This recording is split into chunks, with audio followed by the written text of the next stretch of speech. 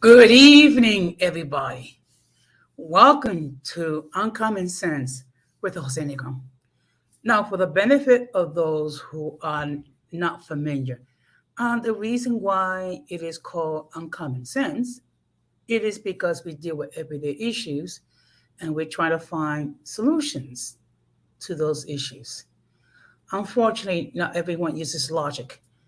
Now, what we're going to do is it's going to be a short video regarding current events. Um, we're going to be doing these videos at least once or twice a week. Um, the videos will be short, and they'll be talking about different topics affecting our fair city and this nation. I just want to let everybody know that I'm currently live on Facebook, YouTube, and Periscope and Twitter. Now, the topic for tonight is for tonight's short video is the fact that crime is going up very high in New York. The murders are up, robberies are up, um, rapes are up. Um, also, the fact of the matter is, in one of our municipal hospitals, there was an incident. So what I'm going to do, I'm going to see if I can share it. This is going to be our first time to try to share. So just bear with me. Okay.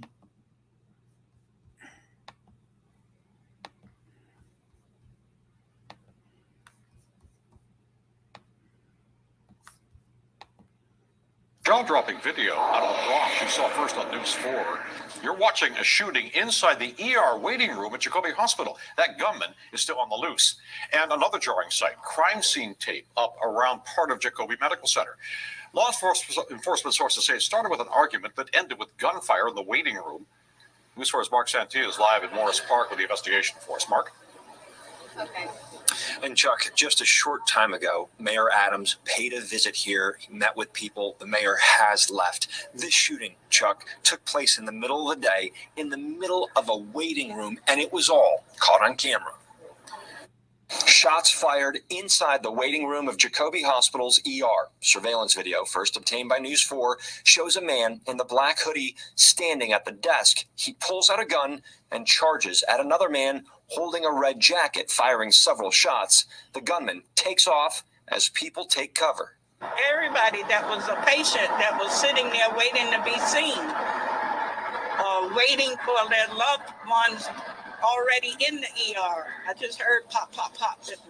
Everybody got up and started running. You said you saw folks picking up the children and running.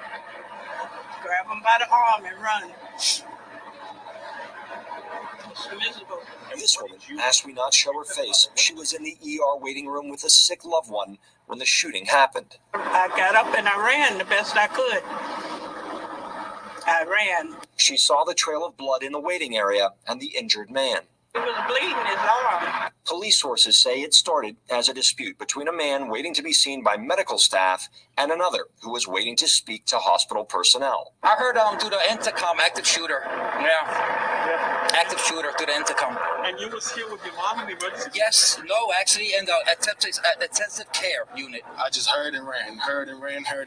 People running towards our area where the visiting passes were at. For someone brazen enough to come into a hospital with cameras all over the place and in an emergency room where people are waiting for help and shoot multiple times.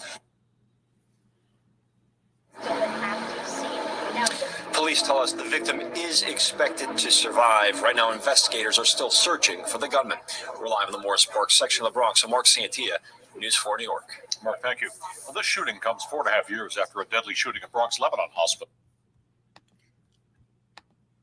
Now, just think about this. This happened in the emergency room of a hospital, okay? A place where people go when they're in emergency because they are dealing with health issues, many times life and death. And then you have a situation where there was gunplay. Now that's scary for everybody. Now I'm going to show another clip. So please bear with me.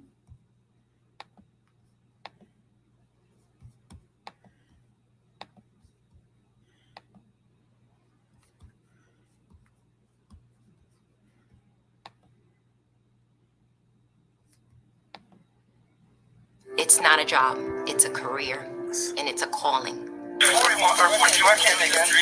This morning, police say a suspect is now under arrest after a gunman opened fire at Jacobi Hospital in the Bronx. One man was wounded during Tuesday's shooting. The arrest comes as Mayor Adams is facing pressure to reduce gun violence in the city. CBS's Elijah Westbrook is live in the Morris Park section of the Bronx. Elijah. Well, Chris and Mary, I can tell you it appears business as usual here at Jacobi Hospital in the Bronx following that shooting. But now after the dust has settled, there are growing calls for Mayor Adams to put a stop to such violence. The mayor needs to step up because now this is getting ridiculous. People can't come to the emergency room now. Gunshots out of all places erupting in the emergency room here at Jacobi Hospital Tuesday around noon. Police say the surveillance video shows Keber Martinez dressed in all black in the waiting room when he suddenly pulls out a gun and starts shooting at a 35-year-old man in a blue hoodie. I was in the vicinity, but you know what I'm trying to say? I saw the blood, I heard the shot. Police say the victim was waiting to see a doctor when the suspect came to visit a patient. Investigators believe the two previously knew each other and recognized one another inside. Sources tell us the victim was shot in his arm and underwent surgery. We need to work together to get these guns off our streets. The pressure is now increasing for Mayor Adams to get a grip on the city's crime crisis. On Tuesday, Adams spent the day defending his new plans to combat New York's gun violence, which includes bringing back a new version of the NYPD's anti-gun unit. The new units will be sent to 30 precincts, which account for 80% of gun crimes. We're going to make sure this is not the anti-crime unit of today's. These officers are going to wear identifiable parts of police attire, and we would never use under my administration any abusive targeting tactics that goes after people based on their ethnicity and where they live. The mayor's proposals also include using facial recognition to identify people who carry guns and selectively appointing judges who are committed to cracking down on violent offenders. And back here live, we're learning this morning that Governor Hochul is expected to make an announcement about the ongoing issue of illegal guns on the streets of New York. That's happening at 10 a.m., in fact, during the first meeting of what's called the Interstate Task Force on Illegal Guns. Of course, we'll keep a close eye out on that meeting and bring you the very latest. For now, live this morning from the Morris Park section of the Bronx, Elijah Westbrook, CBS 2 News. Elijah, thank you. This morning, police say a suspect is...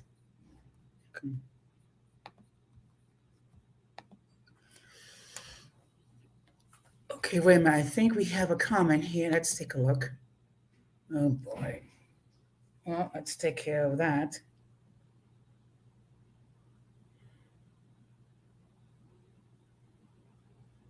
Okay. Unfortunately, you have certain individuals who troll and they put inappropriate comments when we're talking about a serious issue. The fact of the matter is gun violence has gone up considerably and made its way into the emergency room of a hospital. Now the new mayor has some policy in place to try to deal with this issue. Before we attack the mayor, I mean, let's take a look at that issue more seriously. I'm going to see if I can get the video. There's going to be one more clip. Just bear with me for a moment.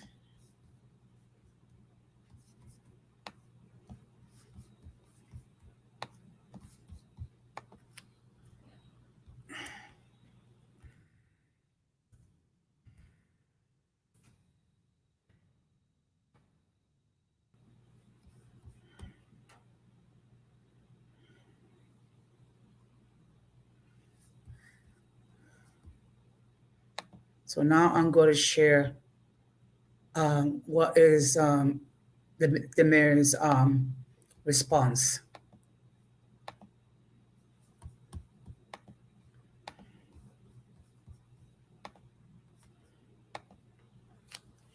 soy mala ni santa.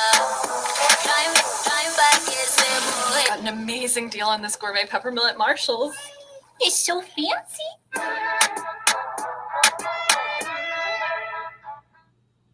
Meanwhile, Eric Adams tomorrow will give a speech no mayor ever wants to give, a eulogy for Jason Rivera, one of the cops murdered last Friday in Harlem.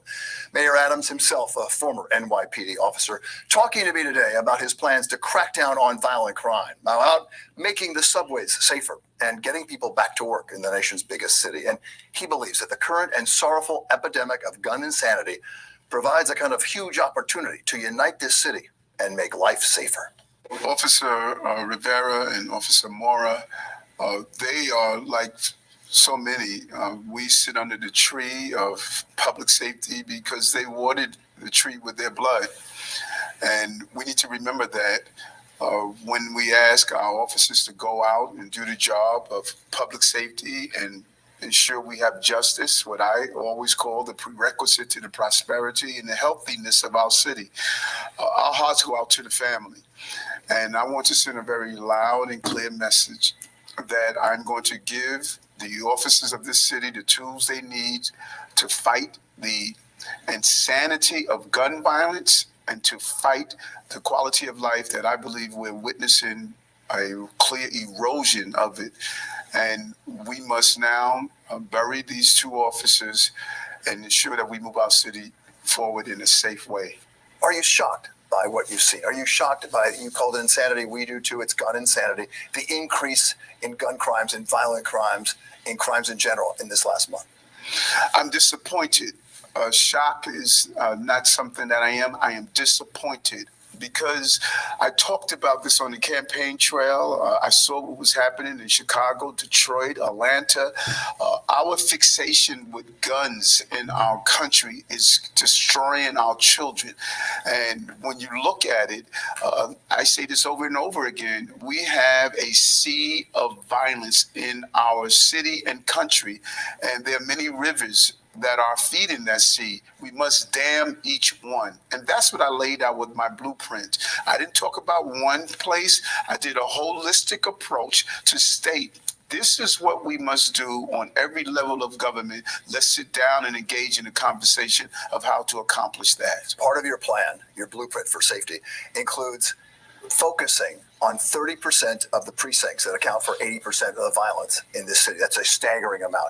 The hard truth is, and you know this better than anyone, minorities, ethnic minorities are the victims of crime, much more out of proportion than their population, and they are also the perpetrators of crime. How do you deal with that? How do you go about doing that, focusing on that and not focus on minorities, but focus on communities with crime? And that is so important, Bill, and that is what the blueprint laid out. Number one, what we must do is look at the on-the-ground resources we have. Many of us know them by the crisis management team. They were our Marines, and they were left out alone without the support that we should be giving them. So what is Eric Adams going to do? My plan is clear. Every agency in this city is going to focus on gun violence, and they're going to connect with the crisis management team. Each agency will have a liaison, a representative to find out what our Marines need on the ground, not only crisis management teams, but also police officers. So if we do a workforce development program in this city, my crisis management team is going to be connected with them. As we tell gang members to get out of gangs, we're also going to give them the job opportunities. If the Department of Sanitation needs to pick up trash because someone is hiding drugs and guns in a location, my crisis management team will be able to call that agency and get stuff done.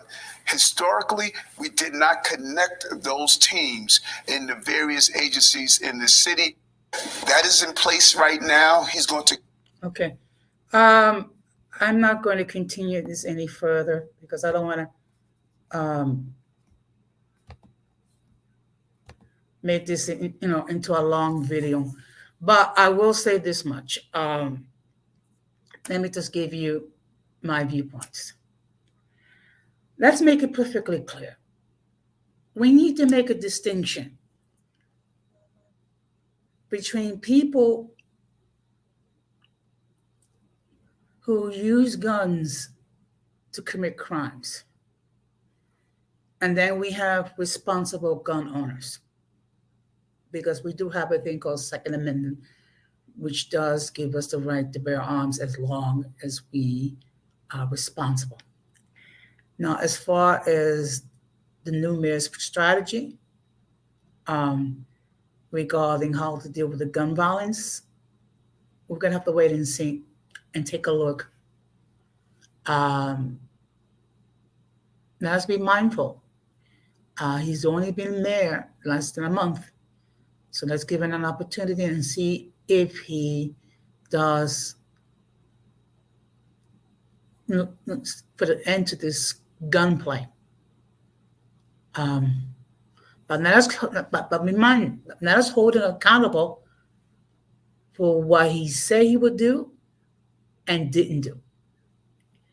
And hold him accountable for those things that he did that did not help the city but hurt the city. So let's keep our eyes open and let's remain vigilant. I do appreciate the fact that there are people, not a lot of people, but there are people that's viewing the stream. I do appreciate it very much. I'm going to try to keep these videos very short to the point, because I don't want to get into a long dialogue, a monologue, but I do want to speak about current events. Now, I'm going to begin to wrap this up. Again, I'm going to ask everyone to please like, subscribe, and hit the bell notifications to all. So therefore, when I do prepare any videos or streams, you'll be notified, and then it'll be up to you to make a decision whether you're going to catch it live or you're going to catch the replay. Now, on Monday, I'm going to go on the air at 9:30 p.m. or 9:15. And I'm going to be talking about possible telework bills. Right now in the New York Assembly and in the New York Senate, there are two bills that, if passed, it will allow employers which hire more than 100 persons to have a telework policy where staff will be able to work at home. Now, this is very important, particularly for municipal employees like myself, because if we had a telework policy, therefore those who are more affected by C-19 will be able to work safely from home. So I'm going to have a discussion on that. It's going to be a video. I don't know if I'm going to drop a link. We'll just have to wait and see.